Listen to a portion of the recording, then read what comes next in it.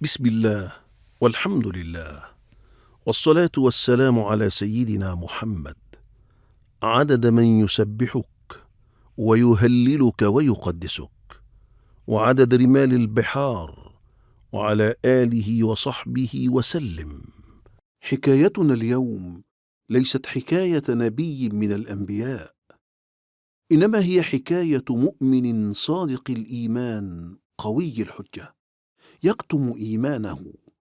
كان واحدا من رجال فرعون المقربين، وحين طرح فرعون فكرة قتل موسى عليه السلام، وقال فرعون لملئه: بسم الله الرحمن الرحيم: وقال فرعون ذروني أقتل موسى وليدع ربه إني أخاف أن يبدل دينكم أو أن يظهر في الأرض الفساد. صدق الله العظيم. انبرى هذا الرجل ليدفع الأذى عن سيدنا موسى، وأبدى اعتراضه بحكم منصبه وكونه من آل فرعون بالنصح والحجة، فكانت مرافعته البليغة أمام فرعون ورجال القصر تلك التي أوردها القرآن الكريم، والتي كانت من أسباب إرجاء المواجهة الفاصلة بين موسى وفرعون. يبدو أن عصر فرعون قد شهد الكثير من المؤمنين غير امرأته وماشطة بناته. لقد ذكر الله في كتابه الكريم بعضا من الذين آمنوا، مثل مؤمن آل فرعون ومؤمن آل ياسين وغيرهم. ولكن مؤمن آل ياسين كان في زمن آخر. ولكن ماذا عن مؤمن آل فرعون؟ فمن هو مؤمن آل فرعون؟ لقد تباينت الروايات حول شخصيته، ولكن من الواضح أنه كان أحد رجال فرعون المقربين. ولماذا لم يتخلص منه فرعون كما فعل مع امرأته؟ وكما فعل مع ماشطة بناته؟ كيف واجه جبروت فرعون وطغيانه؟ وكيف بدأ إيمانه؟ مهلا دعوني أحكي لكم ما حدث في هذا اليوم، والذي كان البداية الحقيقية في إيمان الكثيرين. أي يوم يا أبي؟ إنه يوم الزينة.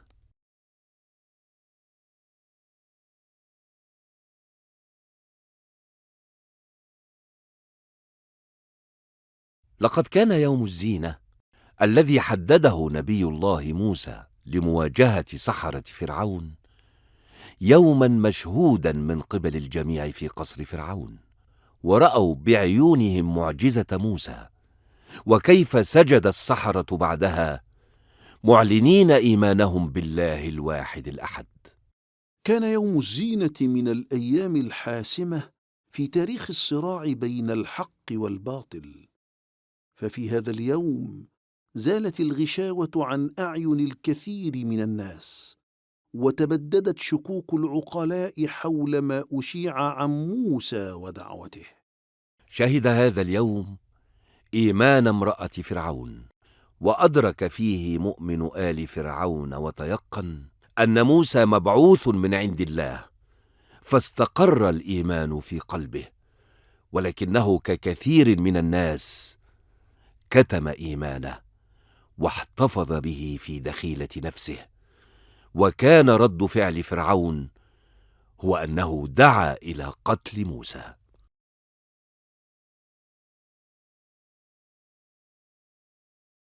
ولماذا نقتل موسى؟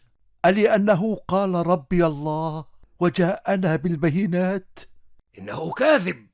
إن يكن كاذبا فسيقع عليه كذبه، وإن يكن صادقا يصبكم بعض الذي وعدكم به. إن الله لا يهدي من هو مسرف كذاب. إني أشتم سحر موسى عليك. يا قوم، لكم الملك اليوم ظاهرين في الأرض، فمن ينصرنا من بأس الله إن جاءنا كما جاء لقارون؟ لا أريكم إلا ما أرى، وما أهديكم إلا سبيل الرشاد. وإن كان موسى رسولا فأنا إله.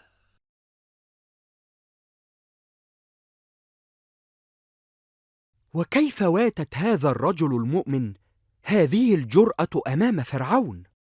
لقد بدت كلماته مقنعة، فهو ليس متهما في ولائه لفرعون، فالمفروض أنه يتكلم بدافع الحرص على عرش فرعون، فهو إلى الآن ما زال يكتم إيمانه.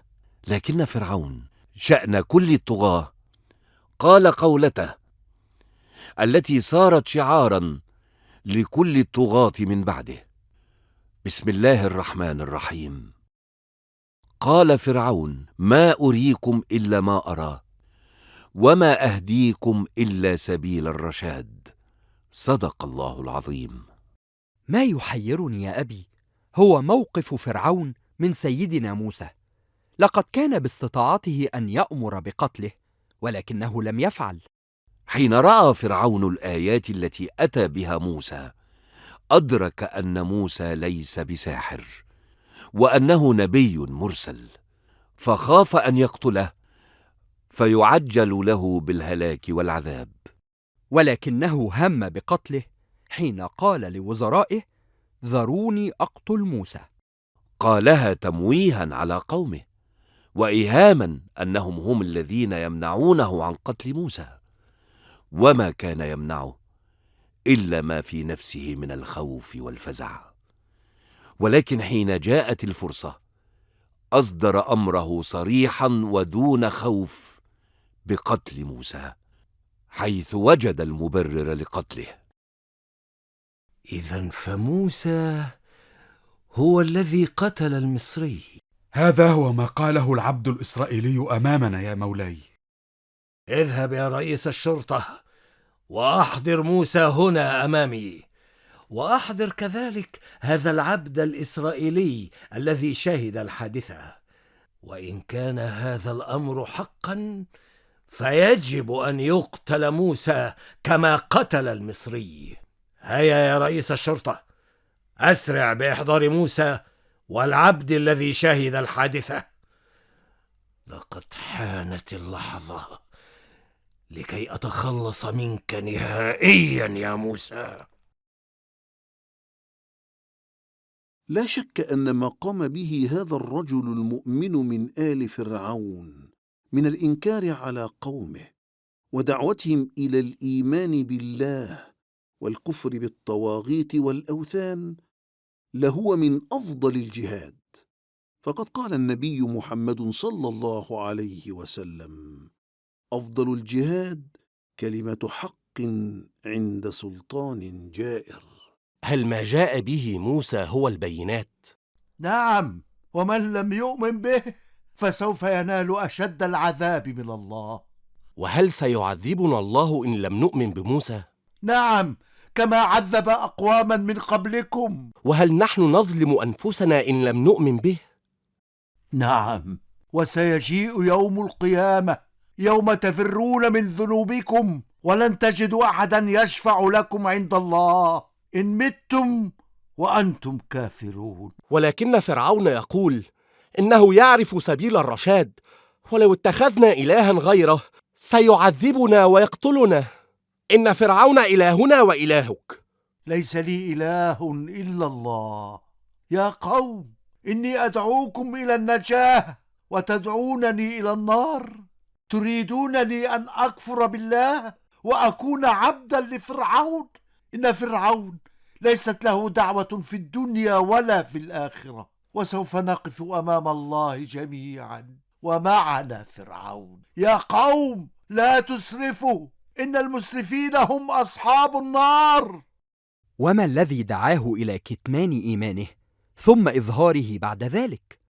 في مثل هذه الحالات يجب أن تراعى الحكمة وعدم التسرع والعجلة. فالنبي صلى الله عليه وسلم في بداية دعوته كانت دعوته سرا لمدة 3 سنوات، لأن الحكمة تقتضي ذلك. ولو أظهر دعوته مباشرة لربما لم يكن للدين أن ينتشر. ولكن ما مصير هذا الرجل المؤمن بعد أن وقف هذه الوقفة الشجاعة أمام الفرعون وجهر بإيمانه بين الناس؟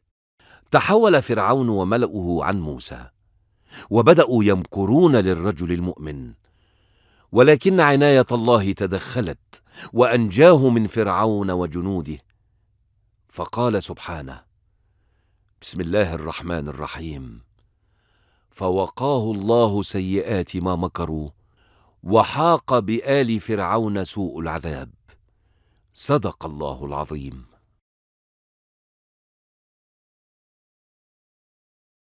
يجب أن تؤمني بموسى أنت أيضا يا زوجتي. إذا ما يتردد في بيوت المصريين صحيح، لقد آمنت بموسى. لقد أنار الله قلبي بالإيمان. يا ويلي يا ويلي، أرضيت بإله غير فرعون؟ أيتها الغبية، إن فرعون ليس بإله. ألم تكن تعبده؟ كنت على الضلال حينها. بل أنت في الضلال الآن. عد عما في رأسك من أفكار بحق فرعون حتى تنجو بحياتك. إني أريد الحياة الآخرة لا الحياة الدنيا. هيا هيا يا زوجتي، اشهدي أن لا إله إلا الله. لا لا لا لا، لا أستطيع، فسوف يعرف فرعون ويقتلني. أيتها الزوجة الجبانة.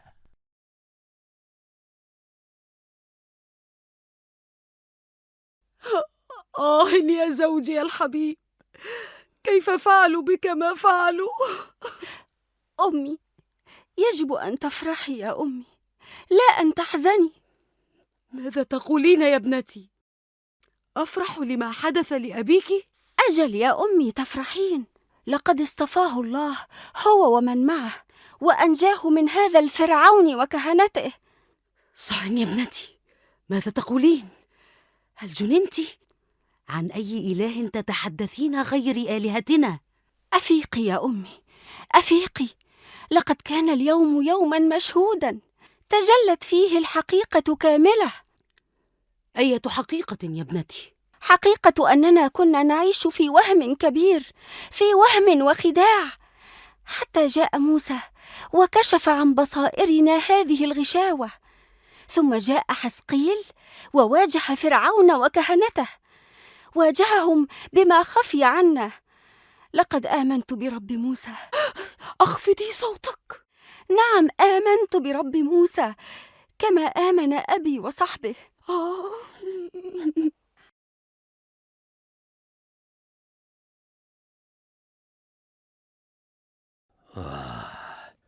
لا أدري ما الذي يمنع الفرعون من قتل موسى، فقد قتل أناسا كثيرين وأطفال، فما باله يتردد أمام موسى؟ موسى ليس كأي شخص، فقد تغلب على السحرة كلهم أمام الجميع. ماذا تقصد أيها الكاهن؟ أقصد إن ما حدث اليوم من حسقيل مع الفرعون ودفاعه عن موسى ينذر بأمور خطيرة. الخطر الأكبر إنما يحيق بنا نحن الكهنة. إن في وجود موسى تهديد لسلطاتنا ومصالحنا. وماذا عن حسقيل؟ يجب أن يموت هو الآخر.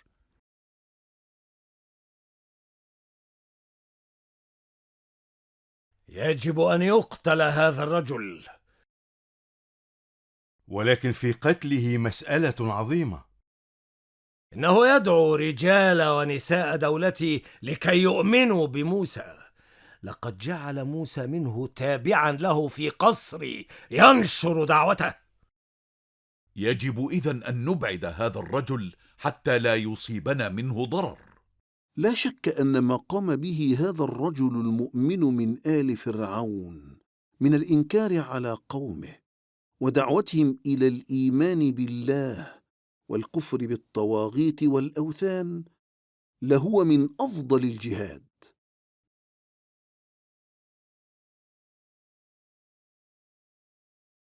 إن من يتاجر مع الله لا يمكن أن يخسر أبدا.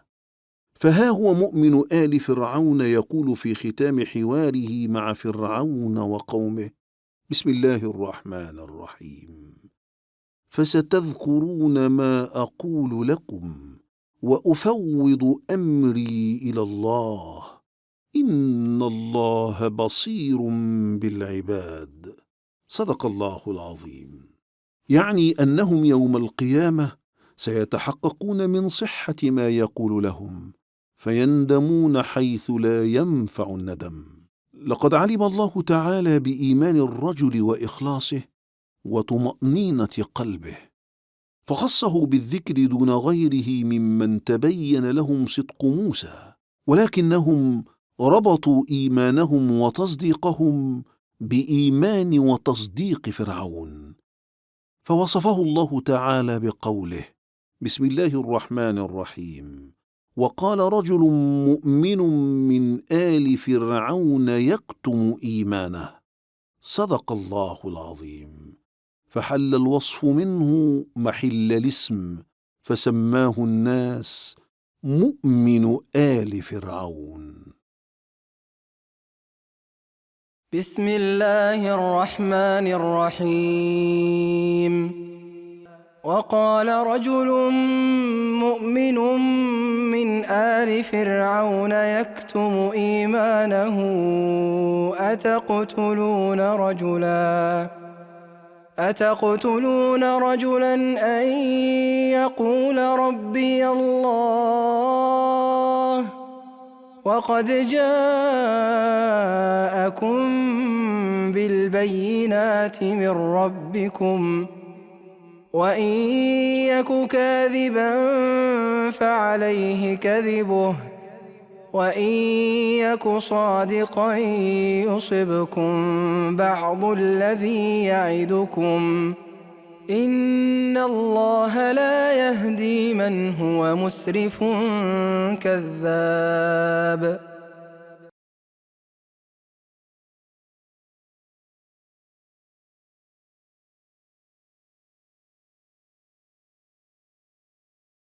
بسم الله والحمد لله، والصلاة والسلام على أشرف خلق الله نبينا محمد وعلى آله وصحبه أجمعين.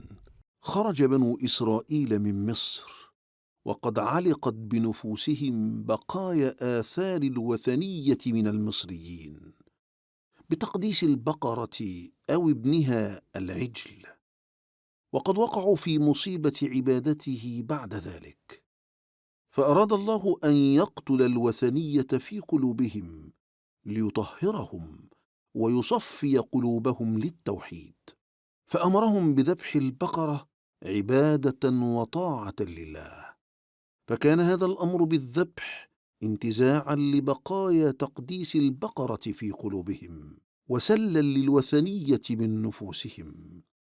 إن قصة البقرة تصف جانبا من واقع بني إسرائيل في حب المال، وتكشف أيضا طبيعتهم في الجدال العقيم والخصومة. غريب أمر بني إسرائيل، إنهم يتفننون في الجدال وفي التحايل على الله. هذا طبعهم، كما حدث في قصة البقرة التي أمرهم الله أن يذبحوها. حقا، فكانت أوضح مثال على تشددهم وجدالهم. إنها القصة التي بدأت بالقتل وانتهت بالإحياء، وتخللتها أحداث مثيرة ووقائع خارقة للعادة. هل تفضلت يا عمي وحكيت لنا حكاية بقرة بني إسرائيل؟ روي أن رجلا كان في بني إسرائيل كثير المال، وكان شيخا كبيرا، وله ابن أخ كان يتمنى موته ليرثه، فعمد إليه ليلا وقتله وطرح جثته وسط الطريق. فلما أصبح الناس عثروا على جثة الشيخ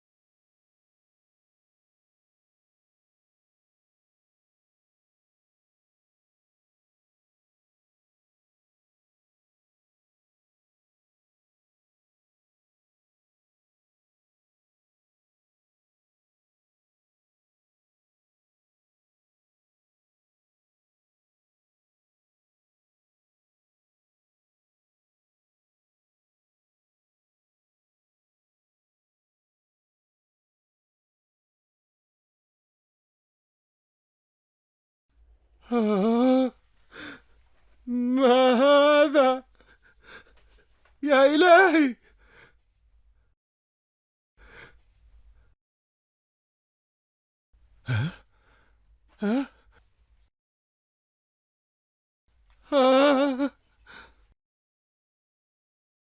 إنه ميت.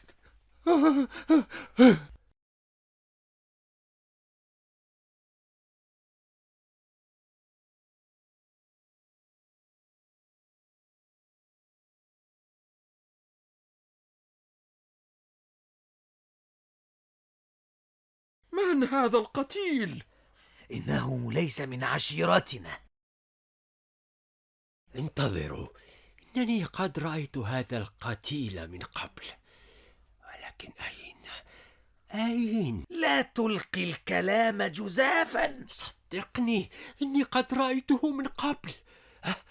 انتظروا قليلا ودعوني أركز. لقد عرفته، إنه السيد عايم الثري. ماذا؟ عايم؟ إنني أعرف السيد عايم. نعم، إنه السيد عايم. يا لها من مصيبة كبرى! إن عشيرته كبيرة وستحدث مشاكل كبرى بسبب قتله. هيا فلنخبر أهله على الجريمة. فجاء ابن أخيه القاتل متظاهرا بالحزن من هول الصدمة، فجعل يصرخ ويتوعد: إن من قتل عمي سوف يدفع الثمن غاليا، لن أتركه يعيش لحظة بعد ذلك. ولكن هل تعرف من الذي قتله؟ سأعرف، وحينها سيتمنى الموت 1000 مرة قبل أن يقع في يدي. ولكن يجب أولا أن ندفن ابن خالتي عايم كي لا تأكله النسور والذئاب. نعم، يجب أن ندفنه، وبعدها نبحث عمن قتله.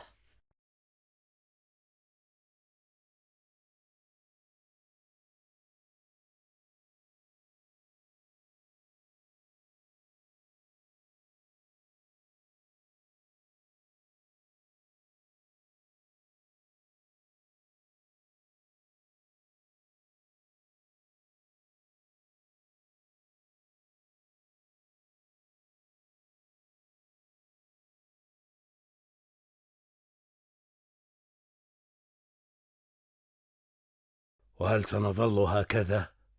لا، إن لدي اقتراح. وما هو هذا الاقتراح؟ أليس بيننا نبي الله موسى؟ نذهب إليه ونحكي له عن الجريمة ونطلب منه العون في معرفة القاتل.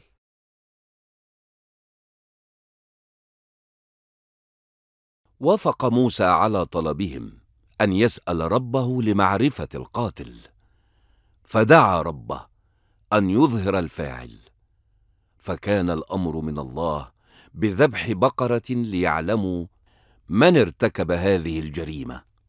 ولكن يا عمي، ما الحكمة من أمر الله لهم بذبح بقرة؟ قد يكون الأمر بذبح البقرة لأنها من جنس العجل الذي عبدوه، فأراد الله أن يختبر توبتهم، وهل بقي شيء من تعظيم العجل في قلوبهم؟ اندهش القوم من طلب موسى منهم أن يذبحوا بقرة، وترددوا، فأخبرهم موسى عليه السلام أنهم إن أرادوا ظهور الحقيقة فعليهم تنفيذ الأمر الرباني. فانطلقوا في السوق لشراء البقرة، وفي السوق حاروا في شكل البقرة المطلوبة ومواصفاتها، فعادوا إلى موسى يستوضحون.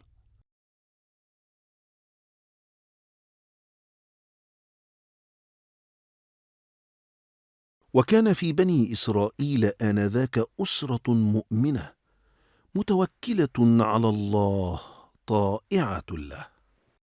أفكر في شراء بقرة صغيرة لابننا نربيها، فإذا ما كبر وجدها بقرة ينتفع بها. نعم الرأي يا زوجي.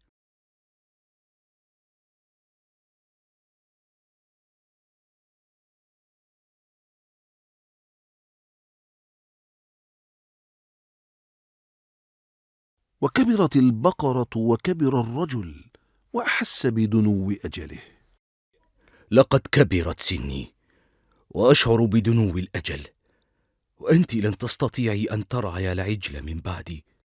وماذا سنفعل يا زوجي؟ فنحن لن نستطيع أن نستأمن أحدا من قومنا عليها. سوف أستودعها عند من لا تضيع عنده الودائع. سوف أطلقها في المراعي وديعة عند الله عز وجل.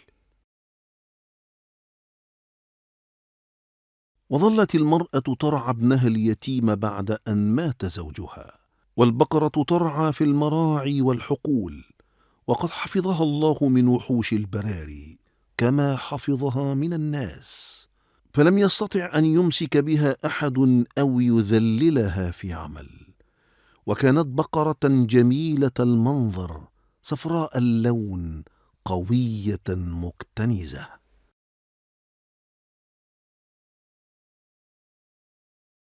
لقد آن الأوان أن نسترد البقرة التي أودعها أبوك عند الله.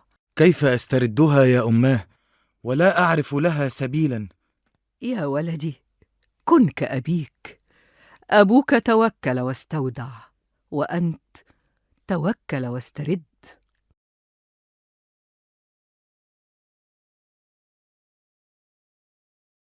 وذهب الغلام إلى المراعي يبحث عن البقرة. اللهم يا رب إبراهيم، رد إلي يا رب ما استودعه أبي عندك.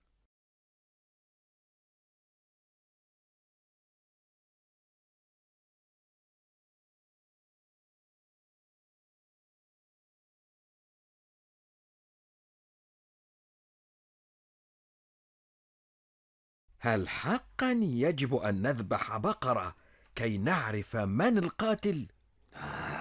كيف؟ هل ذبح البقرة هو ما سيحل الموضوع؟ إن كان يعرف من القاتل فليقل وليرحنا. إن موسى يستهزئ بنا. إذا كان يستهزئ بنا فيجب أن نجاريه حتى نظهر كذبه. ماذا تقصد بالضبط؟ ألم يقل اذبحوا بقرة؟ فلنذبح بقرة. هل فقدت عقلك؟ لا يجوز أن نفعل هذا.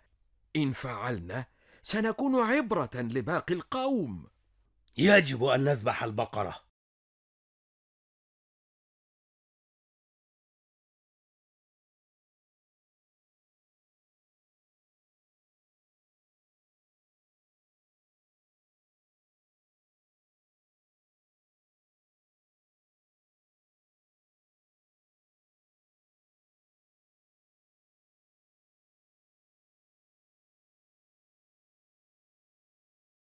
فلما رأى الناس البقرة وجدوا أن المواصفات المطلوبة تنطبق عليها، فذهبوا إلى الغلام.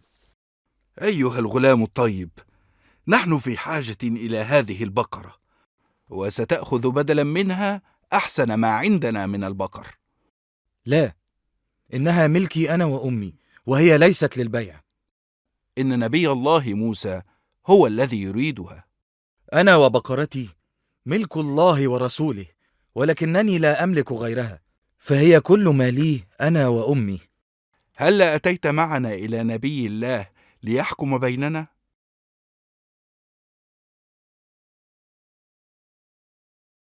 يا نبي الله، إنا وجدنا البقرة المطلوبة عند هذا الغلام، فعرضنا عليه ثمنا لها، ولكنه يرفض أن يبيعها. فنظر موسى إلى الغلام وقال له: أعطهم بقرتك أيها الغلام. يا رسول الله، أنا يتيم، ليس لي غير أمي، وهذه البقرة هي كل مالي، وأنا أحق بمالي. فقال موسى: صدقت. ثم قال للقوم: اعطوا صاحبكم ثمنها.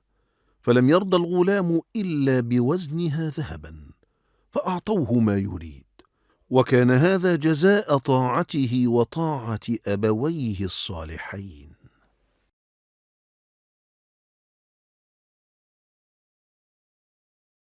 كان بإمكانهم ذبح أي بقرة، ولكنهم صعبوا الأمر على أنفسهم. هكذا قال لهم نبي الله موسى، قال: إن الله قد كان خفف عليكم فشددتم على أنفسكم، وذلك بعدما أخذوا يتساءلون عن أوصافها، ولما وجدوها دفعوا فيها أضعاف ثمنها. إن السؤال فيما لا يفيد ولا يغني من الحق شيئا لا خير فيه.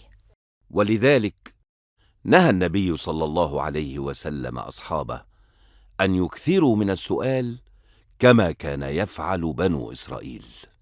وبعد يا عمي، ماذا حدث بعد أن عثروا على البقرة المطلوبة؟ بسم الله الرحمن الرحيم. فذبحوها وما كادوا يفعلون، أي بعد ذبحها قال موسى: اضربوا بعضها ببعض، فأنطق الله بإذنه القتيل.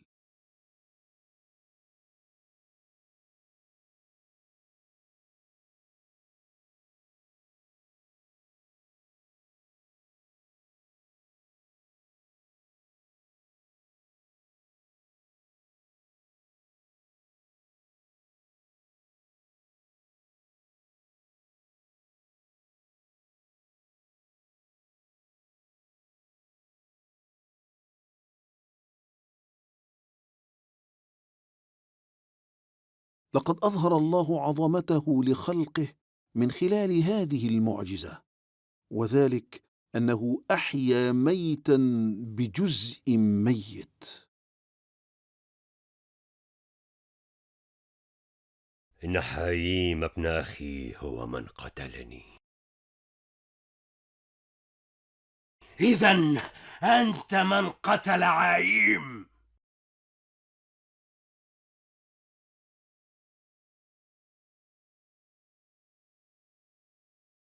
وما زالت آيات الله تتوالى على بني إسرائيل، لكنهم في كل مرة يصرون على العناد والمجادلة والتشدد. لقد أكثر بنو إسرائيل من الأسئلة وشددوا، فشدد الله عليهم. ولو أنهم امتثلوا للأمر في البداية وذبحوا أية بقرة لأجزأتهم. ويخبرنا الحق سبحانه وتعالى عن طبيعة بني إسرائيل، فيقول في كتابه العزيز: بسم الله الرحمن الرحيم. ثم قست قلوبكم من بعد ذلك فهي كالحجارة أو أشد قسوة.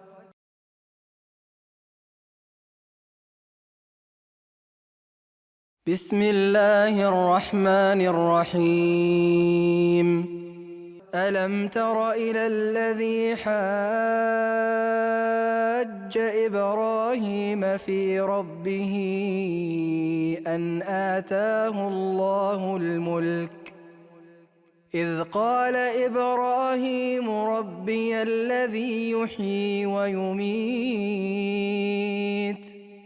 قال أنا أحيي وأميت قال إبراهيم فإن الله يأتي بالشمس من المشرق فأت بها من المغرب فبهت الذي كفر والله لا يهدي القوم الظالمين.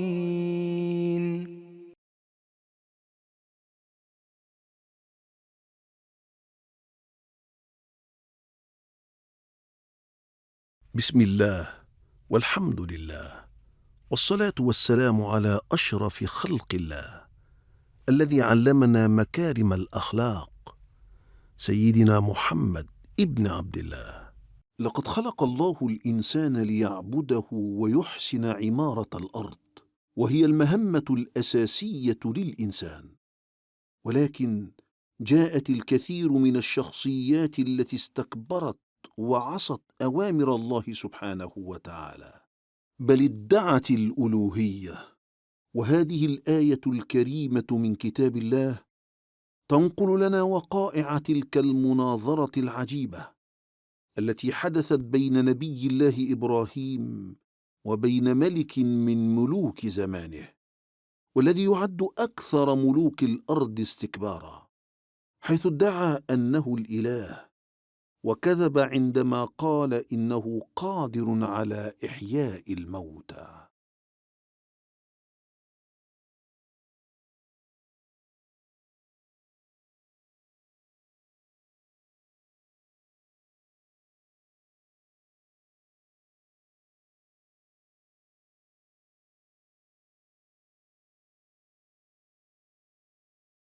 ما أروع هذه النقوش والتماثيل يا أبي! إن حضارة العراق القديمة تعتبر من أقدم الحضارات، حيث نشأت ما بين النهرين دجلة والفرات. وكذلك الحضارة المصرية القديمة، فهي نشأت أيضا على نهر النيل. بالفعل، فهما من أقدم الحضارات التي ظهرت منذ آلاف السنين. أراك يا خالد منبهرا بالآثار البابلية القديمة. بالفعل يا أبي، ولكن ألم تذكر بابل في القرآن الكريم؟ بلى، ذكرها القرآن في معرض حديثه عن هاروت وماروت، وقد اشتهرت بابل قديما بالسحر، وإن أول من حكمها هو الملك النمرود الذي ادعى الألوهية. واضح أن فرعون موسى لم يكن وحده من ادعى الألوهية. لقد سبقه هذا الملك، فقد أورد القرآن الكريم هذه المناظرة الشهيرة بينه وبين سيدنا إبراهيم. أظن أن له تمثالا هنا في هذا الجناح، ربما كان هذا القائم هناك.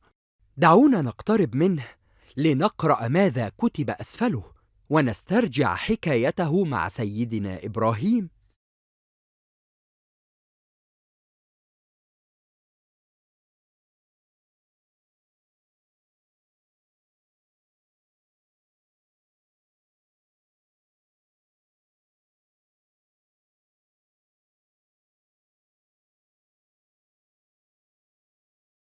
نشأ نبي الله إبراهيم في بابل، وكان قد اهتدى إلى عبادة الله وحده بعد أن اكتشف زيف ما يعبد قومه من دون الله. أخذ إبراهيم يفكر في ملكوت السماء، فيرى كوكبا لامعا في السماء المظلمة، فيحسبه هو الرب الذي يبحث عنه، ولكنه انصرف عنه بعد أن أفل. وأخذ إبراهيم يبتهل ربا لم يره بعد ولم يدركه، ورفع بصره إلى السماء فرأى القمر في تمامه يرسل ضياءه فينير الدنيا بنور عذب ساحر، وتهلل فرحا بعد أن حسب أنه اهتدى للإله الحق. وانحدر القمر نحو النقصان، وقد فقد كثيرا من سحره ورونقه، فكفر به ربا وانصرف عنه.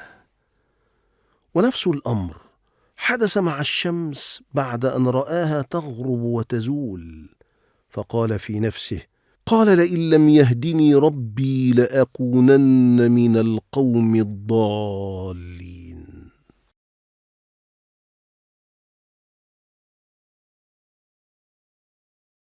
أجننت يا إبراهيم؟ ماذا فعلت أيها الشقي؟ لتنزلن الآلهة غضبها عليك. إني بريء مما فعلت. يقول إبراهيم: ما هذه التماثيل التي أنتم لها عاكفون؟ إنها آلهتنا يا إبراهيم. يقول إبراهيم: يا أبت لم تعبد ما لا يسمع ولا يبصر ولا يغني عنك شيئا؟ وجدنا آباءنا لها عابدين، أراغب أنت عن آلهتنا؟ يقول إبراهيم: أنا بريء مما تعبدون. يا بني، هذه آلهتنا التي نتضرع إليها كل يوم لتعطينا الخبز الذي نأكله. ولولاها ما جاءت السحب، ولا هطلت الأمطار من السماء، ولا خرجت النباتات من الأرض، ولا فاضت الأنهار بالماء.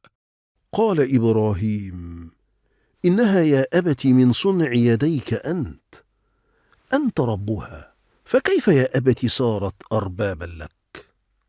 ألا ترى يا أبي أنه لا يملك لنفسه نفعا ولا يضرأ عن نفسه الهوان؟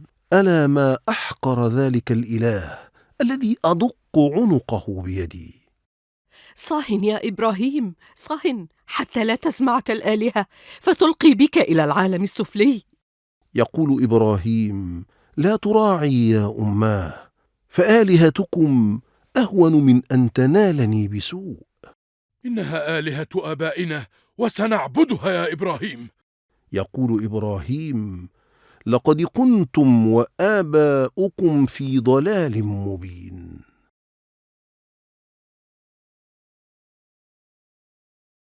بدأ إبراهيم دعوته بدعوة أبيه إلى التوحيد، ولكن أباه أبى، فانتقل إلى دعوة قومه. فلما رأى منهم الصدود أقسم إنه سيكيد لأصنامهم.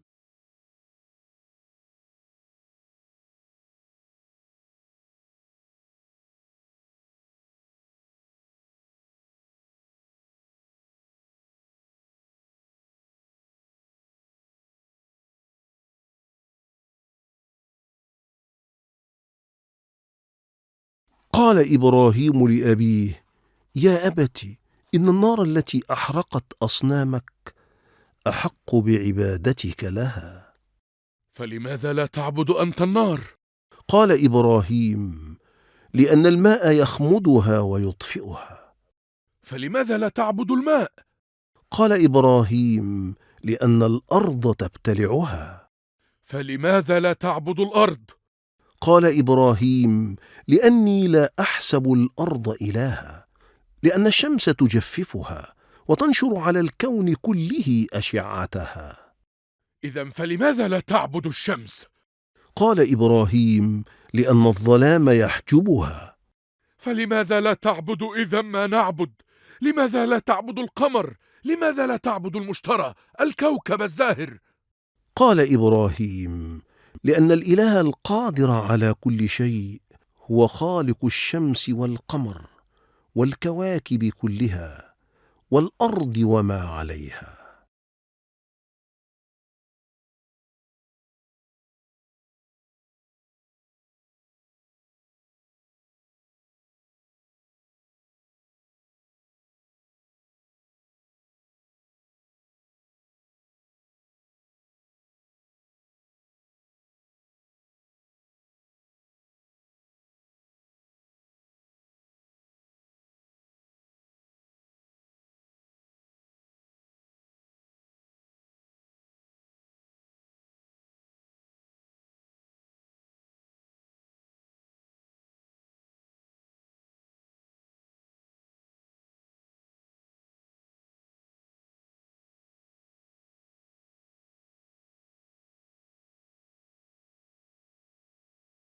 يا إلهي، إني بريء مما فعل ابني إبراهيم. يا رب الأرباب، لئن عافيت ولدي لأجمعن حطبا لإبراهيم. يا رب الأرباب. أيها الإله الأعظم، أطل في أيامي على الأرض كي أثأر لك وأنصرك.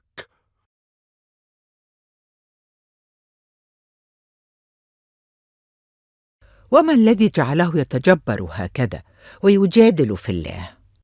إنه الطغيان والمعاندة وطول المدة في الملك. يقال إنه واحد من 4 ملك الدنيا. يروى أن 4 ملك الدنيا، مؤمنان وكافران. فمن هما المؤمنان؟ سليمان بن داود عليهما السلام، وذو القرنين.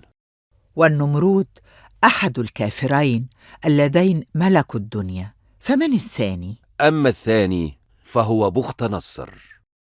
ولكن هذا الطاغية لم يصمد أمام حجج سيدنا إبراهيم الدامغة فخذله، كما خذل غيره من الطغاة الكافرين.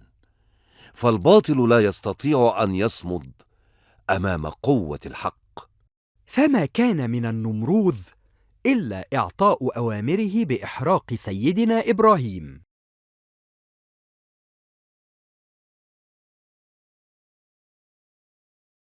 فأمر بأن يجمعوا حطبا كثيرا ويحفروا حفرة عظيمة ويضرموا بها النار، وألقوا بسيدنا إبراهيم في النار، حيث مكث أياما عدة.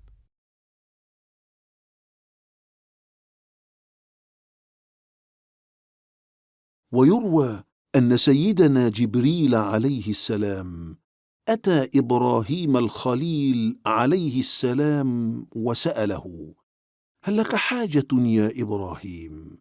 فقال إبراهيم: أما إليك فلا. قال جبريل: إذن فسل الله عز وجل. قال إبراهيم: حسبي من سؤالي علمه بحالي. فكان اعتصام إبراهيم عليه السلام بالله وحده حتى اللحظة الأخيرة. فأصدر الله أمره الكوني. بسم الله الرحمن الرحيم: قلنا يا نار كوني بردا وسلاما على إبراهيم، فصارت نار النمروز جنة الله في هذه الأرض.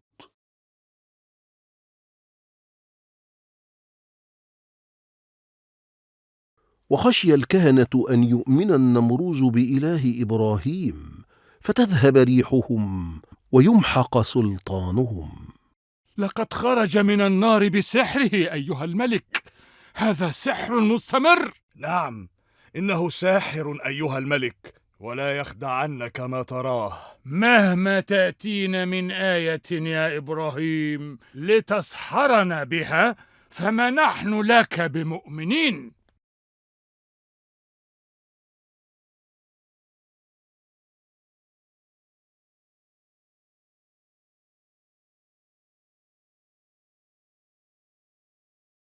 ولأن لكل ظالم نهاية، ولكل طاغ بعوضة تعلمه أن الله حق، كان عقاب الله لهذا الحاكم الجاهل الظالم ولجنوده بإرسال أصغر الحشرات جوا، جيش من البعوض الذي لا يرحم، لم يروا من كثرتها قرص الشمس الساطع، فأكلت لحومهم وشربت دماءهم وتركتهم عظاما.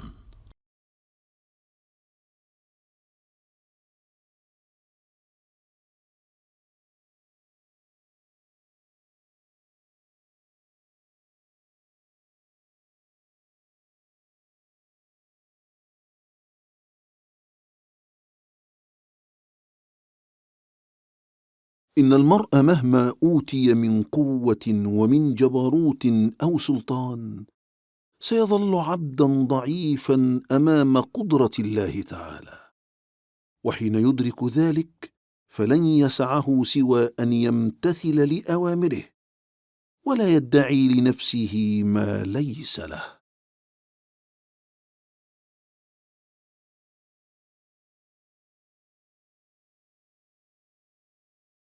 بسم الله الواحد الأحد الفرد الصمد.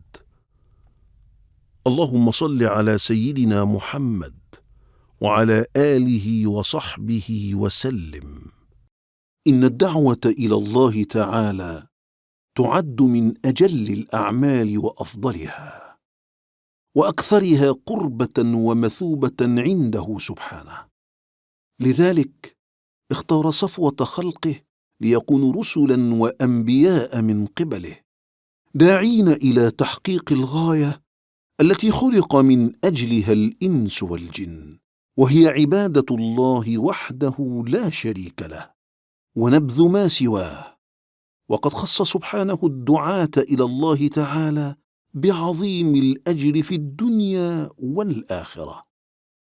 وكان هذا الرجل الذي نحكي قصته اليوم واحدا من هؤلاء الدعاة إلى الله، والذين ذكرهم القرآن الكريم، إنه مؤمن آل ياسين.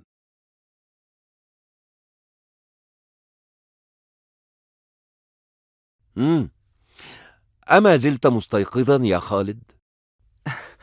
مرحبا يا أبي. لقد شدني هذا الكتاب ولم أشعر بالوقت. كتاب؟ أي كتاب هذا؟ إنه يتحدث عن القرى التي أهلكها الله بسبب كفرهم وعصيانهم لرسلهم. ولكنه كتاب ضخم، يمكنك استكماله غدا. حسنا يا أبي، ولكنك قد تحدثت عن مؤمن آل فرعون ولم تحدثنا عن مؤمن آل ياسين. الآن يا خالد؟ لقد تأخر الوقت. يمكنك أن تختصرها إذن. حسنا، سأحاول. جرت أحداث هذه القصة في إحدى القرى القديمة، وقد كان أهلها فاسدين يعبدون الأصنام.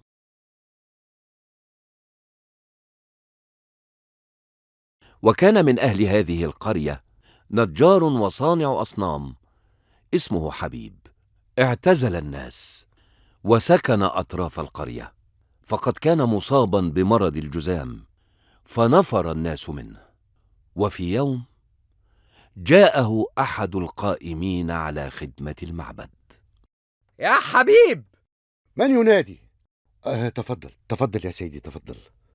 قف مكانك ولا تقترب مني.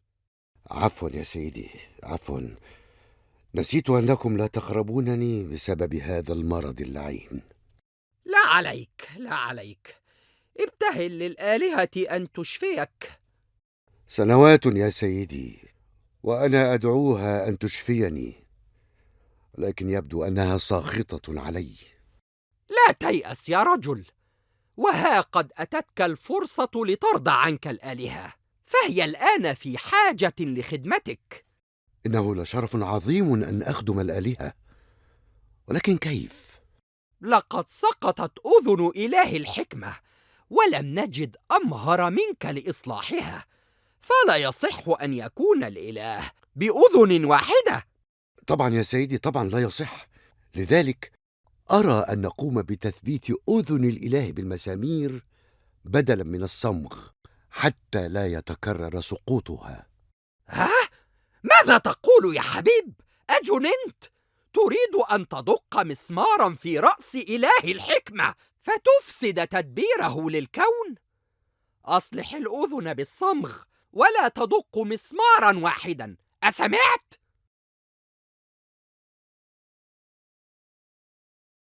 هكذا كان أهل هذه القرية الضالة، ولأن الله تعالى لا يرضى أن يعبد سواه على الأرض، فقد أرسل رسولين يدعوانهم إلى عبادة الله وحده وترك عبادة الأصنام، ولكن أهل القرية كذبوهما فعززهما الله وقواهما برسول ثالث.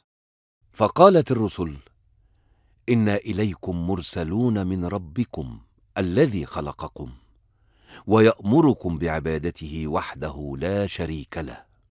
لو كنتم رسلا لكنتم ملائكة. فقالت الرسل: نحن ندعوكم لعبادة الله ولا نريد منكم أجرا، فآمنوا لتأمنوا في الدنيا والآخرة.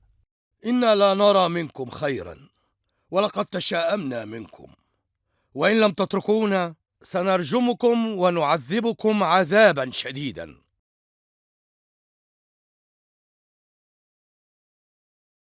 ها أنا ذا قد أصلحت أذنك أيها الإله، وأظن أنك تستطيع سماعي بوضوح الآن، فرد إلي الجميل والمعروف وأصلح لي جلدي. أريدك أن تشفيني من هذا المرض اللعين، فالجميع ينفرون مني ولا يتعاملون معي. أتوسل إليك، أعد لي بشرتي سليمة واشفني من مرضي. أما زلت تدعو يا حبيب؟ أما سئمت الدعاء؟ لا أعلم لماذا لا تستجيب الآلهة لدعائي، فإني لم أقصر معها وأداوم على تقديم القرابين، ولي سنين طويلة أدعو ولا يستجاب لي، ولا أعلم هل هم ساخطون علي أم أنهم لا يستطيعون سمعا. ما لك تتحدث كالمتآمرين الذين ظهروا في القرية؟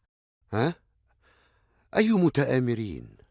قف بعيدا ولا تقترب مني. عفوا يا سيدي، لقد نسيت. من هم هؤلاء الذين ذكرتهم؟ إنهم 3 رجال جاءوا إلى قريتنا ويدعون أنهم رسل، ويقولون إن آلهتنا لا تضر ولا تنفع ولا تبصر ولا تسمع. عجبا، ألا يخافون عقاب الآلهة؟ يقولون إن لهم إلها آخر، وهذا الإله خالق كل شيء وقادر على كل شيء. ليتني أرى هؤلاء الرجال وأسمع منهم.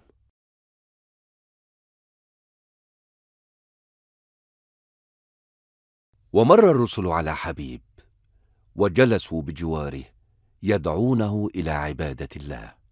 فأنتم إذا من جاءوا إلى قريتنا. حدثوني عن الله، من هو؟ فقالت الرسل: هو الله، هو الذي خلقك ورزقك، هو الذي يحيي ويميت. وهل من علامة تدل على هذا الإله؟ فقالت الرسل: ندعو الله أن يعافيك من مرضك هذا. إني أدعو آلهتي منذ عشرات السنين أن تشفيني من الجذام الذي أصاب كل جسمي، ولكن دون جدوى. فهل إلهكم قادر على أن يشفيني؟ فقالت الرسل: سندعو لك الله أن يشفيك إن شاء الله. ويرحل الرسل تاركين الرجل جالسا حزينا مع أصنامه. لو صدقوا فعلا وشفاني إلههم فسأكفر بهذه الآلهة وأتبع المرسلين. أمسى الرجل وأصبح، وبدأ في مزاولة عمله في صنع الأصنام، ولكنه وجد أن يديه سليمتان من كل سوء. ما هذا؟ أين التقيحات التي كانت على يدي؟ ليست موجودة. وقدمي، أين التقيحات؟ ليست موجودة. لقد شفيت. ووجهي لا, لا يبدو أنني قد شفيت. نعم قد شفيت. نعم شفيت. يبدو أنه إله المرسلين. أشهد أن لا إله إلا إله المرسلين. أشهد أن لا إله إلا إله المرسلين. أشهد أن لا إله إلا إله المرسلين. أشهد أن لا إله إلا إله المرسلين. من أنت أيها الغريب؟ وماذا تفعل بدكان حبيب؟ إنه أنا حبيب. ألم تعرفني؟ صوتك كصوت حبيب، ولكن هيئتك ليست كهيئته. أنا حبيب، وقد شفاني الله بعد أن آمنت بإله المرسلين. ماذا تقول؟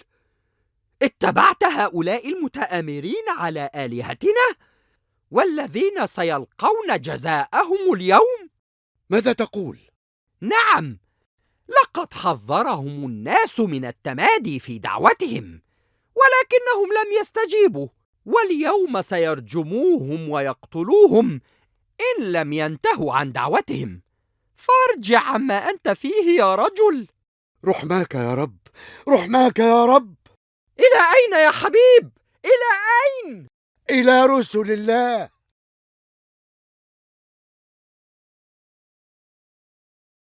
أسرع حبيب من أقصى المدينة ليمنع أهل القرية عن الرسل، ويسألهم عدم قتلهم لأنهم رسل الله وهم على حق. يا قوم اتبعوا المرسلين، فهم لا يبغون أجرا ولا مالا. إنهم متآمرون على آلهتنا ووجب قتلهم. هل اتبعتهم واتبعت إلههم يا حبيب؟ يا قوم، إنكم تعلمون بمرضي وتعرفون أني عبدت آلهتكم سنين طويلة، ولكنهم لم يستطيعوا شفائي من مرضي، ولقد شفاني رب هؤلاء الرسل. عد إلى صوابك يا رجل، وإلا رجمناك أنت أيضا.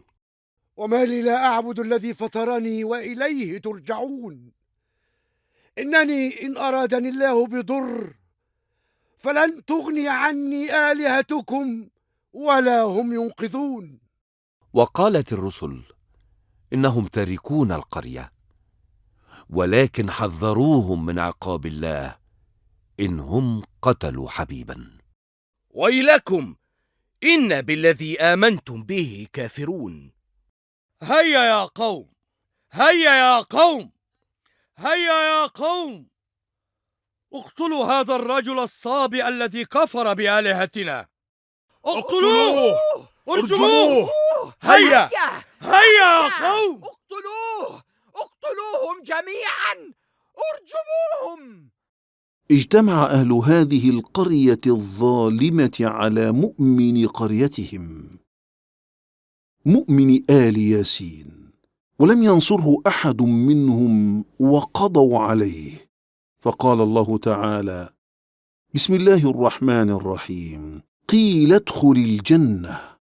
قال يا ليت قومي يعلمون بما غفر لي ربي وجعلني من المكرمين.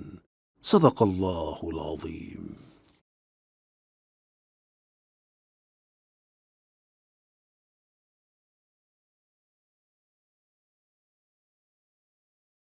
أرسل الله إلى القرية ملكا ولم ينزل جنودا، فصاح الملك صيحة فهلكت القرية بمن فيها جزاء على كفرهم واستهزائهم.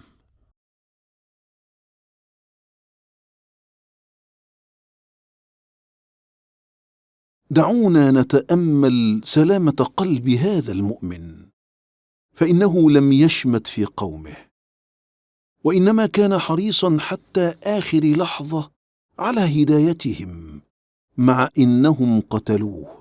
فبعد أن عاين رحمة الله عز وجل له قال: يا ليتهم نظروا إلى هذه الكرامة والرحمة وإلى هذا النعيم الذي انتقلت إليه.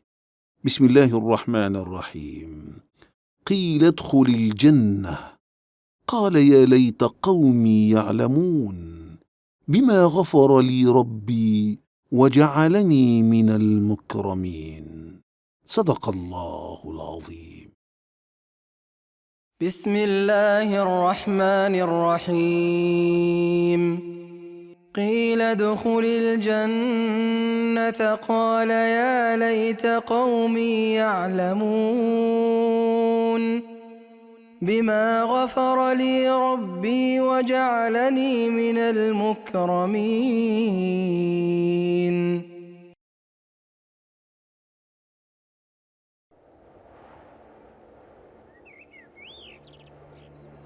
بسم الله والحمد لله، والصلاة والسلام على سيدنا ومولانا رسول الله وعلى جميع أنبياء الله ورسله أجمعين.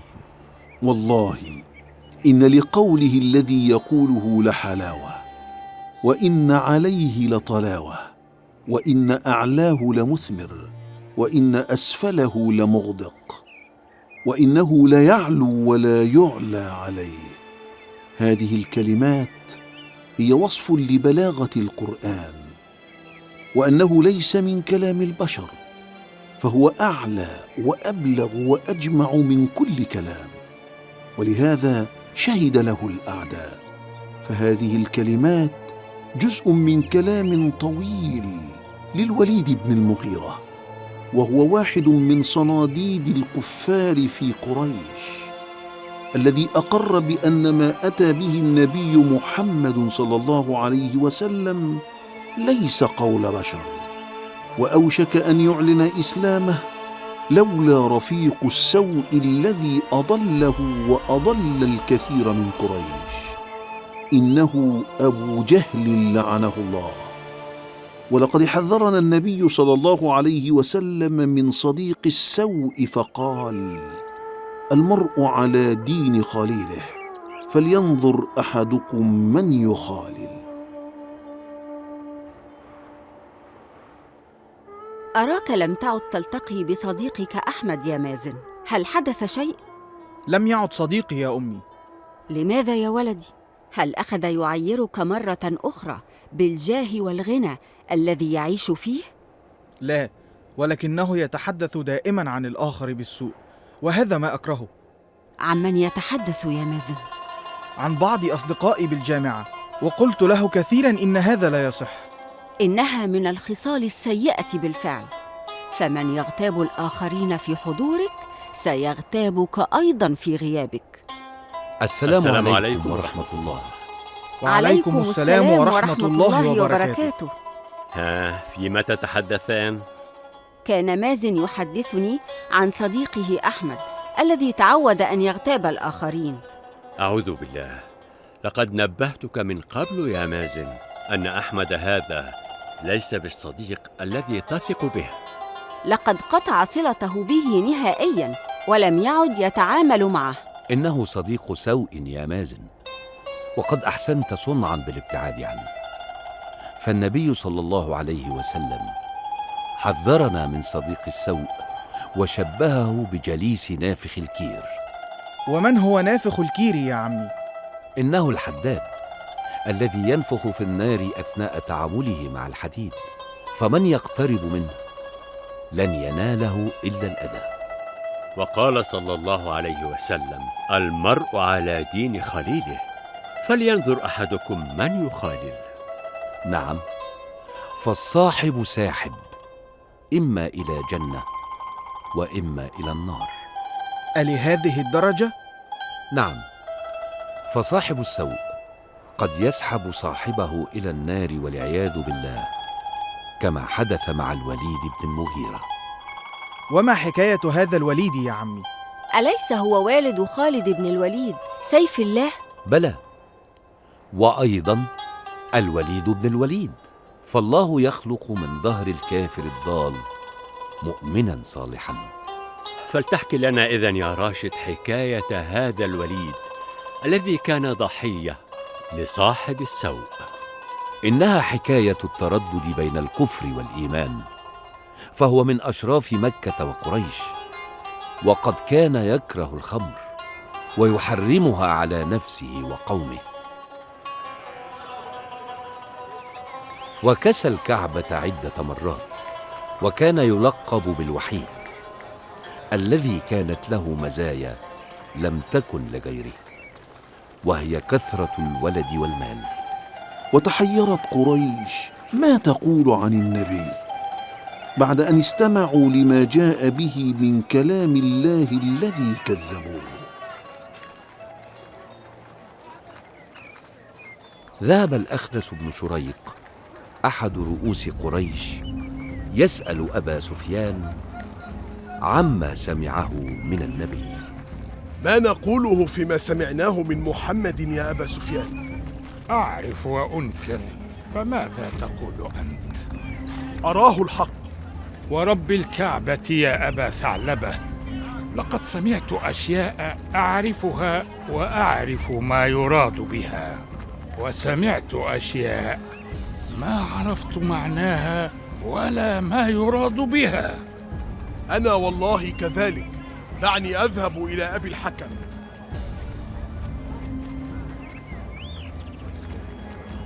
يا أبا الحكم، ما رأيك فيما سمعت من محمد؟ وما سمعت يا ابن شريق؟ تنازعنا الشرف نحن وبنو مناف، أطعموا فأطعمنا، وحملوا فحملنا، وأعطوا فأعطينا، حتى إذا تجاثينا على الركب وكنا كفرسي رهان، قالوا منا نبي يأتيه الوحي من السماء، فمتى ندرك هذا؟ والله لا نؤمن به أبدا ولا نصدقه.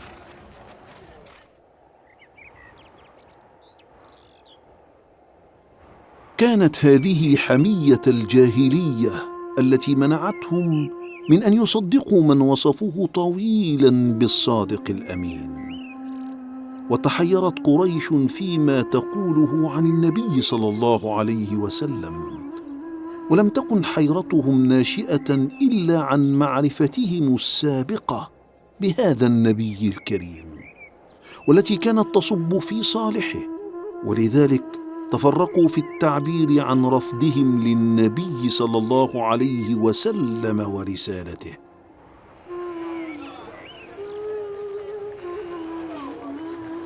وتحاكموا أخيرا إلى كبيرهم الوليد بن المغيرة.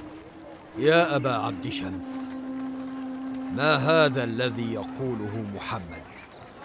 أسحر أم كهانة أم خطب؟ دعوني أسمع كلامه.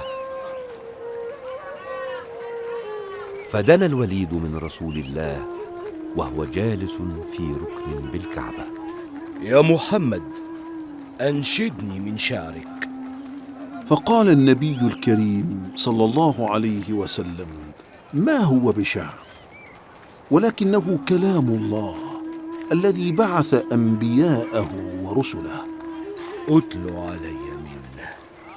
فقرأ عليه النبي صلى الله عليه وسلم: بسم الله الرحمن الرحيم. فلما سمع الوليد كلمة الرحمن استهزأ وقال: تدعو إلى رجل باليمامة يسمى الرحمن؟ قال النبي صلى الله عليه وسلم: لا، ولكن أدعو إلى الله وهو الرحمن الرحيم. ثم قرأ سورة فصلت، فلما وصل إلى قوله تعالى: بسم الله الرحمن الرحيم، فإن أعرضوا فقل أنذرتكم صاعقة مثل صاعقة عاد وثمود. صدق الله العظيم. هنا اقشعر جلد الوليد مما سمعه، وقامت كل شعرة في رأسه ولحيته، ومضى إلى بيته ولم يرجع إلى قريش.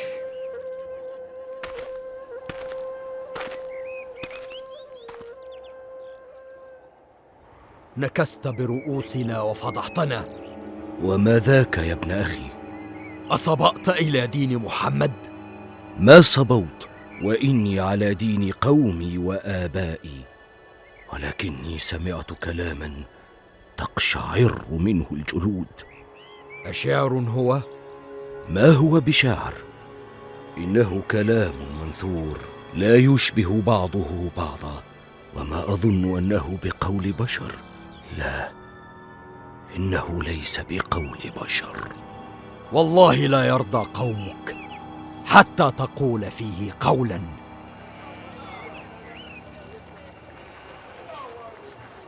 ويروى عن ابن عباس أنه لما سمع الوليد بن المغيرة من النبي صلى الله عليه وسلم ما قرأه من القرآن الكريم كأن قلبه قد رق، فكان يذهب إلى النبي صلى الله عليه وسلم وإلى أبي بكر الصديق ويصيب من عندهما طعاما، حتى حسبت قريش أنه أسلم.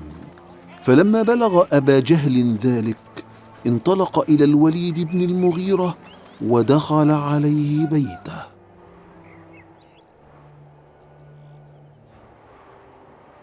ما لي أراك حزينا يا ابن أخي؟ وما لي لا أحزن أي عم، إن قومك يريدون أن يجمعوا لك مالا. لما؟ يعطونك إياه، وهذه قريش يجمعون لك نفقة يعينوك بها على كبر سنك، ويزعمون أنك زينت كلام محمد وتدخل عليه وعلى أبي بكر لتنال من فضل طعامهما. أقد تحدثت بهذا عشيرتي؟ قد علمت قريش أني أكثرها مالا، فأنتم تعرفون قدر مالي. فقل في محمد قولا يعلم قومك أنك منكر له ولما قال، وأنك كاره له. فماذا أقول فيه؟ والله ما منكم رجل أعلم بالأشعار مني، ولا أعلم برجزه ولا قصيده ولا أشعار الجن. والله ما يشبه الذي يقوله محمد شيئا. والله إن لقوله الذي يقوله لحلاوة، وإن عليه لطلاوة، وإن أعلاه لمثمر، وإن أسفله لمغدق، وإنه ليعلو ولا يعلى عليه.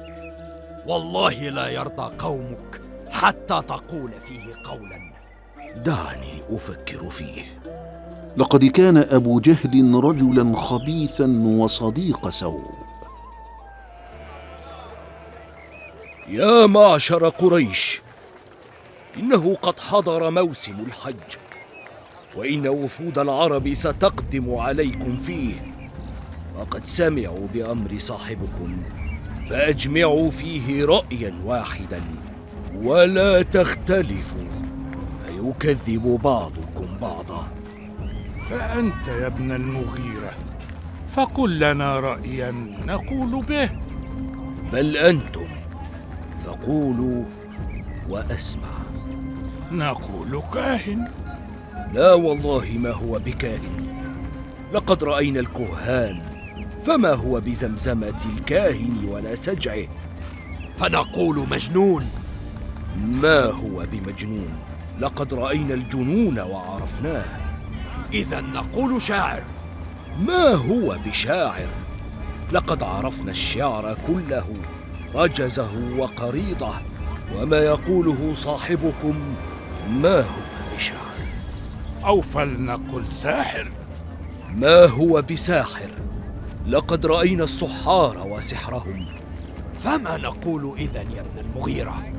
ففكر في نفسه ثم نظر ثم عبس فقال: ما أنتم بقائلين من هذا شيئا إلا عرف أنه باطل، وإن أقرب القول فيه أن تقولوا ساحر.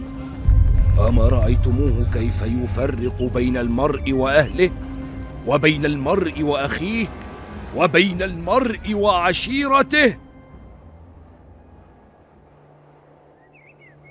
وهكذا دعاه الكبر والعناد وتأثير أصدقاء السوء عليه إلى قول الزور، فمات على الكفر ويخلد في نار جهنم.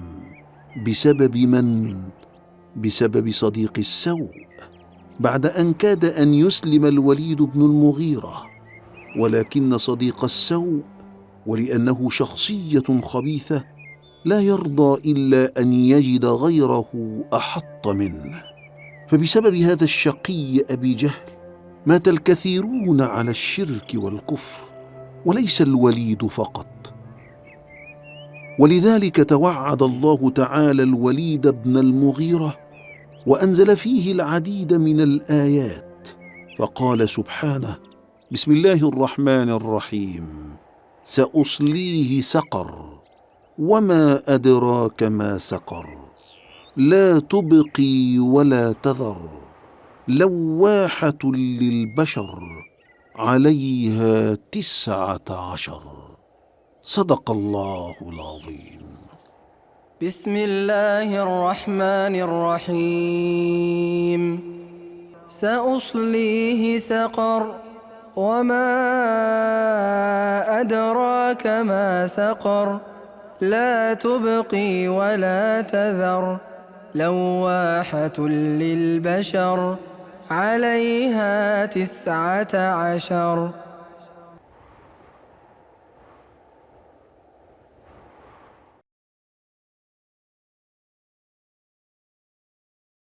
بسم الله والحمد لله، والصلاة والسلام على خير خلق الله محمد وعلى أنبياء الله ورسله أجمعين.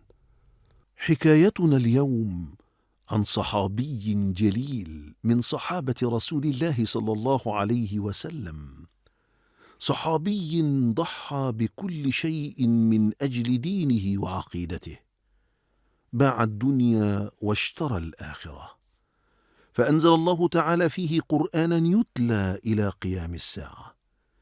إنه سيدنا صهيب بن سنان أو صهيب الرومي، كما اعتاد أن يناديه به أهل مكة.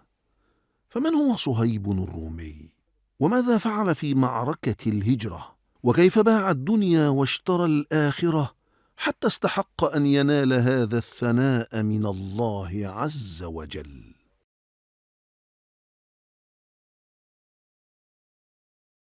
أريد أن تحكي لنا اليوم يا أبي عن صحابة رسول الله صلى الله عليه وسلم وعن بطولاتهم. إنهم كثر، وبطولاتهم لا تعد ولا تحصى، سواء كانت في الحروب أو في كفاحهم مع رسول الله صلى الله عليه وسلم من أجل نشر دعوة الإسلام. فلتحكي لهم يا راشد عن الصحابي صهيب بن سنان وموقفه من مشركي قريش. إنه صهيب الرومي، أليس كذلك يا أبي؟ بلى هو. ولماذا لقبوه بالرومي رغم أنه عربي كما هو واضح من اسمه؟ فلتكن حكايتنا إذن عن هذا الصحابي الذي باع دنياه واشترى آخرته. لم يكن فريدا في هذا، فكل صحابة رسول الله باعوا وضحوا بكل شيء من أجل آخرتهم. هذا صحيح، فطريق الإيمان والدعوة لم يكن سهلا وممهدا، بل على العكس تماما. فلماذا إذن نخص بالحديث هذا الصحابي الجليل صهيبا الرومي؟ ذلك أن الله سبحانه وتعالى أنزل فيه قرآنا يتلى فيه إشادة بموقفه البطولي وصدقه مع الله ورسوله. هو صهيب ابن سنان، كان والده حاكما لبلدة تسمى الأبلة بالعراق، فعاش صهيب طفولة ناعمة سعيدة إلى أن أغار الروم عليهم فأسروا الكثير من أهلها، وكان صهيب ممن أسروا، فقضى طفولته وصدر شبابه في بلاد الروم، فأخذ لسانهم ولهجتهم، وباعه تجار الرقيق أخيرا لعبد الله بن جدعان في مكة، الذي أعجب بذكائه ونشاطه وإخلاصه.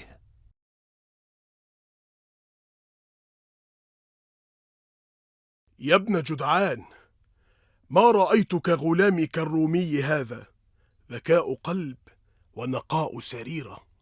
ما أحسب سيدي أبا سليمان يبيعني لك يا ابن أمية مهما غاليت له في الثمن. أتبيعني له يا سيدي؟ إني رجل لا ولد له، وقد كبرت سني، وأنت عندي بمثابة الولد، فهل يبيع الرجل ولده يا صهيب؟ اصدقنا القول يا صهيب، من أين لك هذه البراعة في التجارة؟ وهل سألك أحد عن سر فصاحتك يا أبا علي؟ ويحك، تحسن التملق. من كان مثلي في الرق يحتاج أحيانا إلى بعض الملق.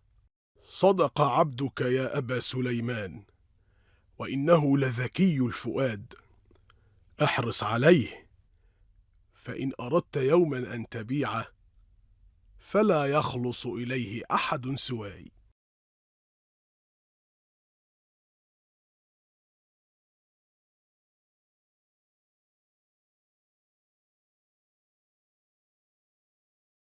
أضائق أنت بالرق يا صهيب؟ ومن ذا الذي لا يضيق بالرق يا سيدي ابن جدعان؟ فإني أريد أن أرد عليك حريتك. أحقا ما تقول يا سيدي؟ ولكن أشترط لذلك شرطا. رق جديد يا سيدي. اعتاد العرب أن يشترطوا على من يعتقون. أنا لا أملك من المال ما أشتري به نفسي يا أبا سليمان. لا أريد مالا يا صهيب، ولكن أشترط أن تظل في تجارتي وبالأجر الذي تطلبه. رجل حر، ولكنه لا يملك أن يغادر مكة إلا بإذن سيدي. أتعبتني ورب الكعبة يا صهيب، فإني إذن أرد عليك حريتك دون شرط، ولعلك بعد هذا تكرم صاحبك في شيخوخته فلا تفارقه حتى يموت. أطال الله بقاءك يا أبا سليمان، فإني والله أفديك بنفسي، رددت علي حريتي أو أمسكتني.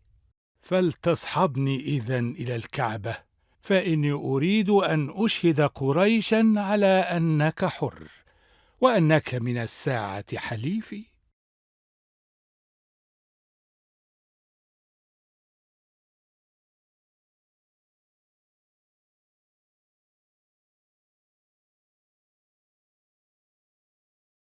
وتمر الأيام على صهيب، ويموت عنه حليفه وصاحبه عبد الله بن جدعان، ويحاول حرب بن أمية أن يستعمله في تجارته. أما وقد مات صاحبك يا صهيب، فما رأيك أن تساعدني في تجارتي كما كنت تفعل مع ابن جدعان؟ قد نالني والله الخير الكثير من مال عبد الله بن جدعان، فأنا أستثمره لنفسي، ولا حاجة للعمل لأحد بعد موت صاحبي. ما أراك تطوف حول كعبتنا يا صهيب، ولا تقرب لآلهتنا. تعلم أني نصراني يا أبا الحكم. حقا؟ ما أراك تقرأ كما يقرأ النصارى، ولا تصلي كما يصلون. دع الرجل يا أبا الحكم وشأنه، ففي مكة متسع للجميع. إني أخشى أن يتبع هؤلاء الذين يتسللون كل ليلة إلى دار الأرقم بن أبي الأرقم. ومن هؤلاء؟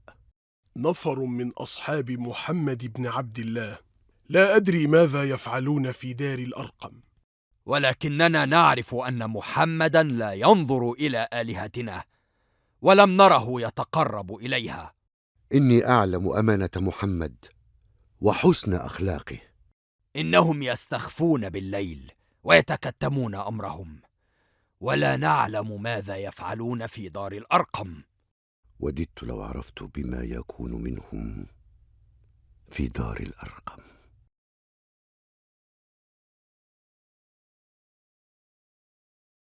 كان صهيب يعرف سيدنا محمدا قبل أن يوحى إليه، ويعرف كذلك مدى صدقه وأمانته، فقرر الذهاب إلى دار الأرقم ليسمع منه. من؟ عمار بن ياسر؟ صهيب، ماذا تريد؟ ماذا تريد أنت؟ جئت أسمع من محمد بن عبد الله. وأنا كذلك.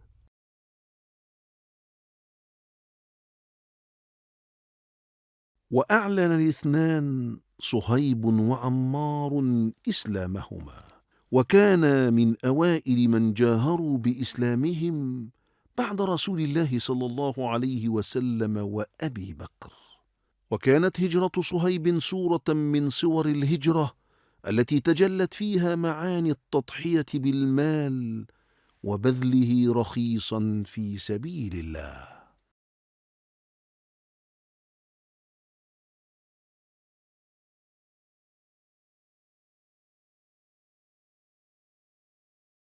حين خرج صهيب مهاجرا ليلحق برسول الله، تبعه نفر من المشركين ليمنعوه.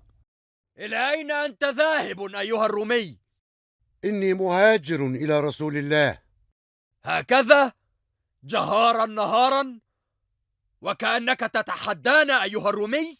أتيتنا صعلوكا فقيرا فكثر مالك عندنا، وبلغت ما بلغت، ثم تريد أن تخرج بمالك ونفسك؟ هذا لن يكون يا صهيب.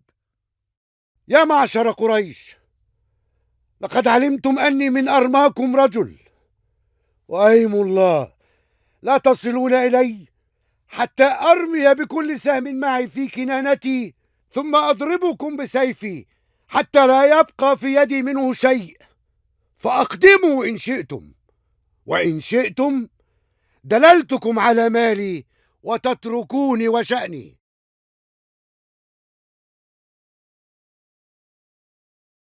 فدلهم على المال بعد أن قبل المشركون هذا العرض، وانطلق إلى المدينة، فأدرك رسول الله في قباء. ولم يكد رسول الله صلى الله عليه وسلم يراه حتى ناداه متهللا: ربح البيع أبا يحيى. وكررها رسول الله صلى الله عليه وسلم 3. يا رسول الله، ما سبقني إليك أحد، وما أخبرك إلا جبريل. فنزل فيه قوله تعالى: ومن الناس من يشري نفسه ابتغاء مرضات الله والله رؤوف بالعباد. صدق الله العظيم.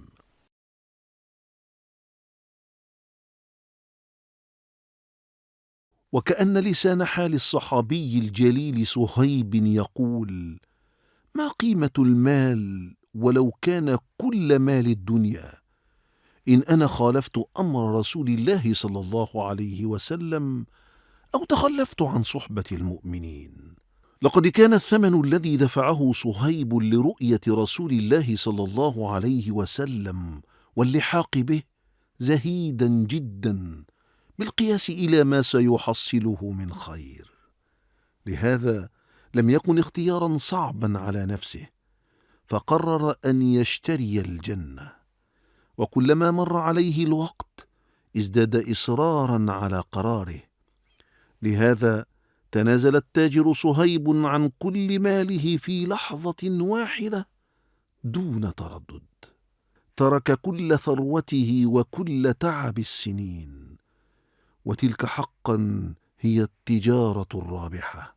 ولهذا عندما علم رسول الله صلى الله عليه وسلم بما فعله صهيب، جاء تعليقه عليه متوافقا مع هذا المعنى، حيث قال: ربح صهيب.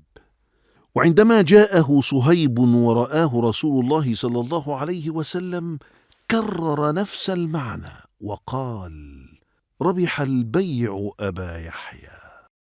بسم الله الرحمن الرحيم. ومن الناس من يشري نفسه ابتغاء مرضات الله والله رؤوف بالعباد.